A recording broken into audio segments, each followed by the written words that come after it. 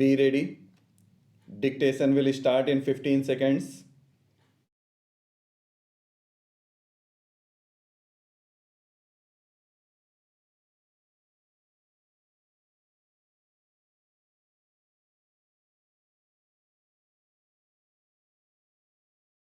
Sir, coming to technical education, I may point out there are many colleges without infrastructure. Several colleges have been running without any facilities.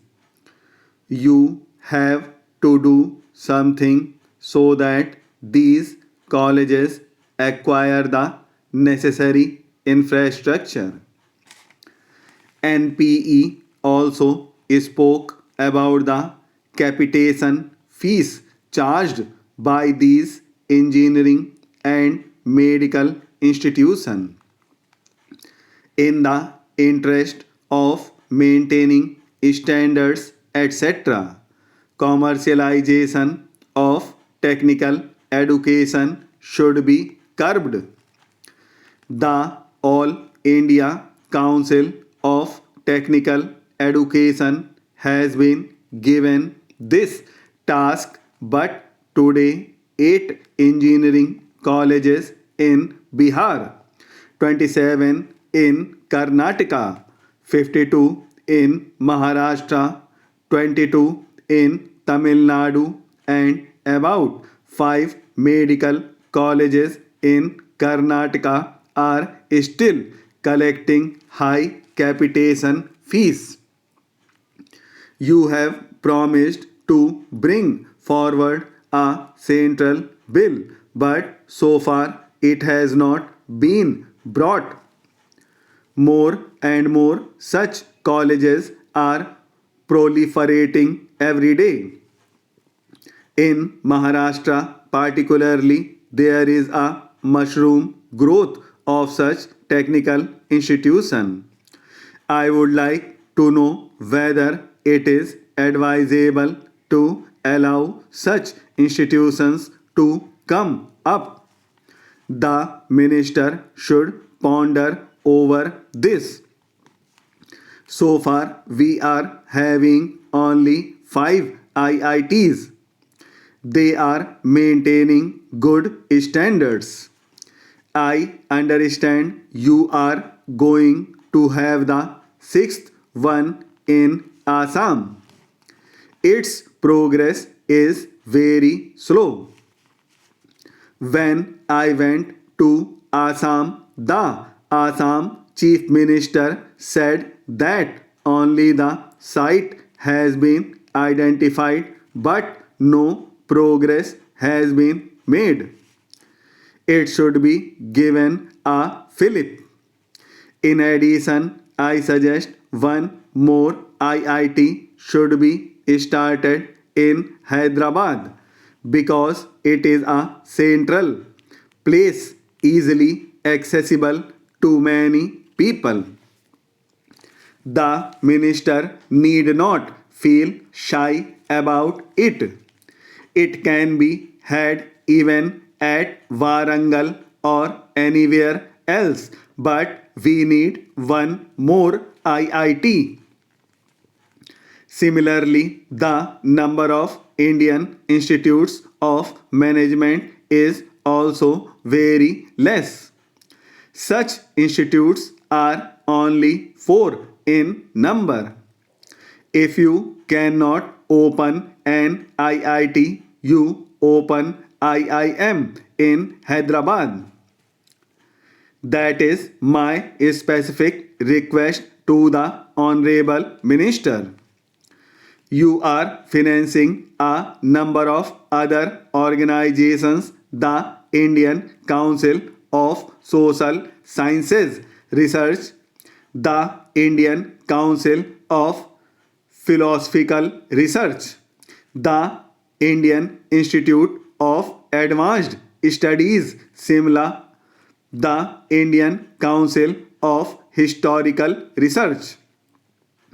I know some of them are doing a good work, but I do not know if the money allotment is just sufficient for salaries and maintenance of the buildings. Therefore, a review of the allotment and a committee to review the functioning is needed. The minister knows that the administrative staff college in Hyderabad is a premier institution running on excellent lines. But you have given just rupees 2.5 lakhs as grant in this year's budget. I suggest such an organization must be encouraged. Similarly, for the scientist going abroad, you have provided only rupees 1.25 lakhs in the budget. It is a very small amount. This should be increased.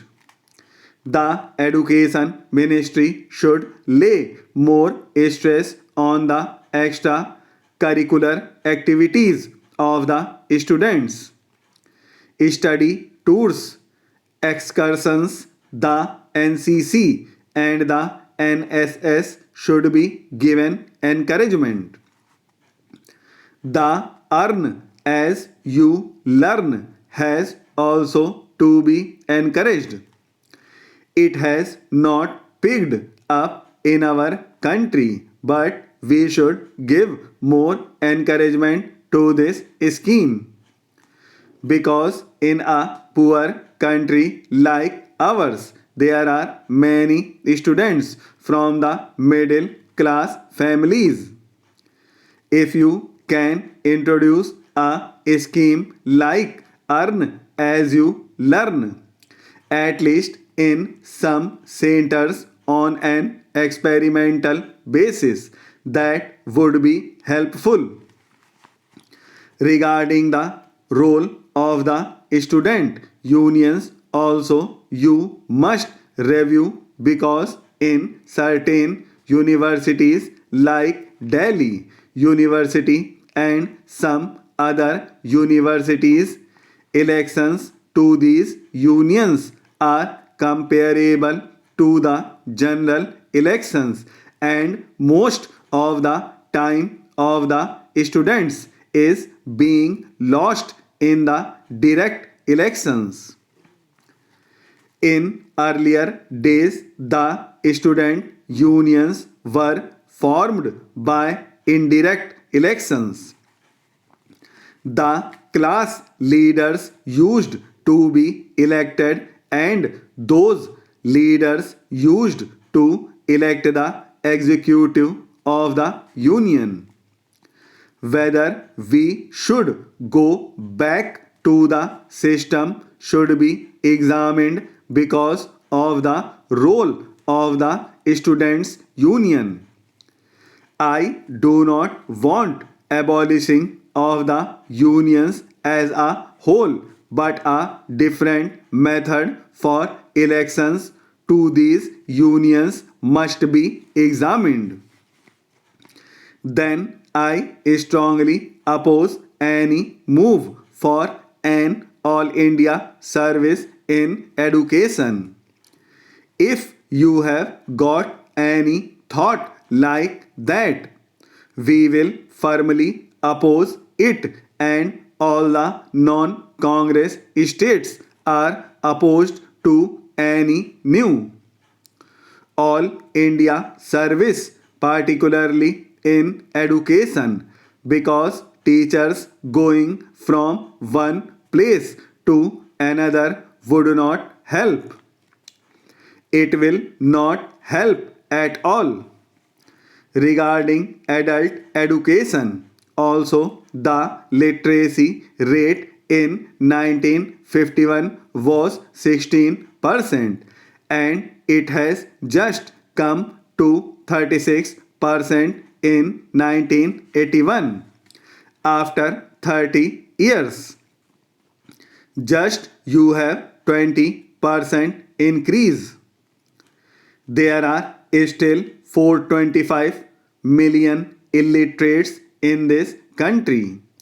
And if you take the 15 to 35 years age group, they are now 210 million. It is a very explosive situation. You must do something to remove adult illiteracy. Voluntary organizations should be encouraged to take up this task.